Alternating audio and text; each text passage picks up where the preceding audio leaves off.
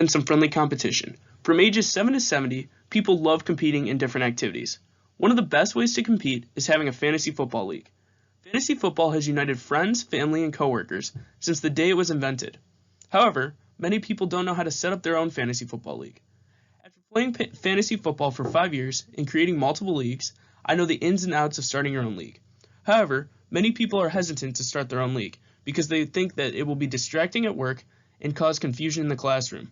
However, an article titled "The Hidden Business Benefits of Fantasy Football," author Suzanne Lucas writes, "Instead of paying a consultant to encourage teamwork, just have a fantasy football league." What that pretty much sums up is that a fantasy football league can unite people and be a great opportunity for people to get to know each other better.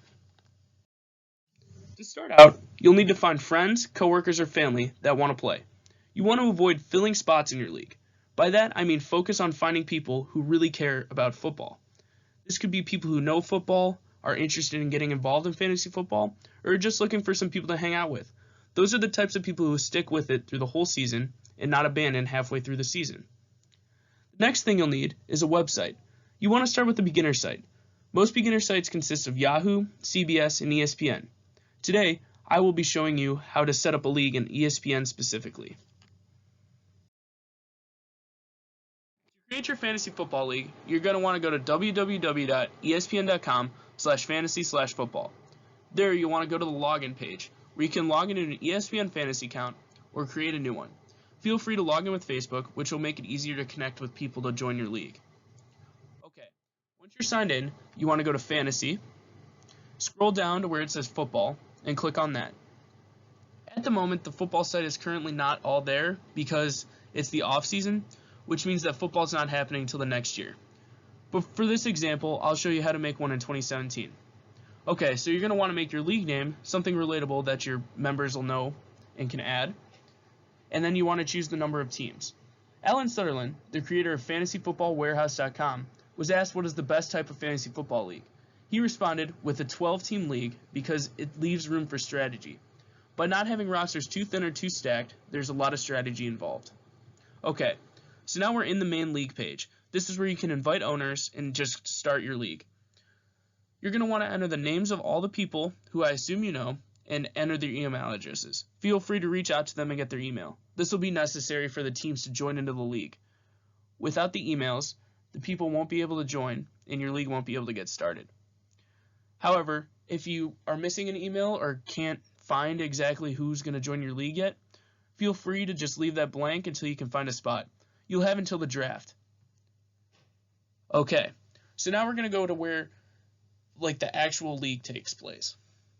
Okay, this is the main page. Here you'll be able to interact with other owners by posting messages and doing other activities. Right now we don't really need to interact too much with this because we still haven't drafted. But what we need to do before the draft is set up our league settings. In settings, you can see many different things. This includes positions, scoring, and different things. One of the cool things about fantasy football is that you can change all this up to your liking. However, I recommend sticking with the roster that ESPN gives out, which is standard across most leagues. I also recommend sticking with the scoring. This scoring is standard across most leagues, and most members that may have played before will already know how to use them. What you don't want to do is change your settings in the middle of the year. This could lead to frustrations and maybe even teams losing that shouldn't have lost. So make sure you iron out these rules right before your draft. That way players can know how to draft and what they want to do. In the draft screen, you can see you can set different types of draft. I recommend choosing a snake draft because that's the easiest, simplest way.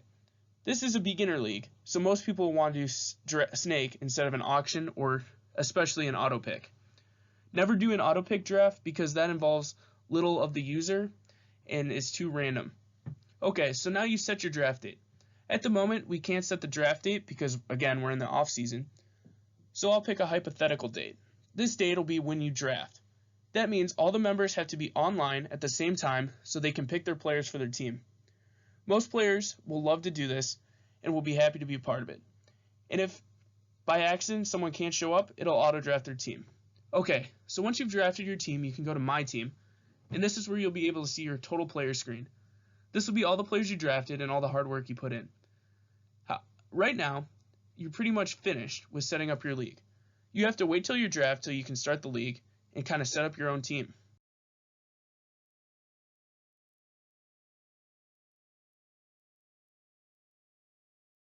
I hope now that you've set up your ESPN Fantasy League, you're ready to embark on your fantasy football voyage.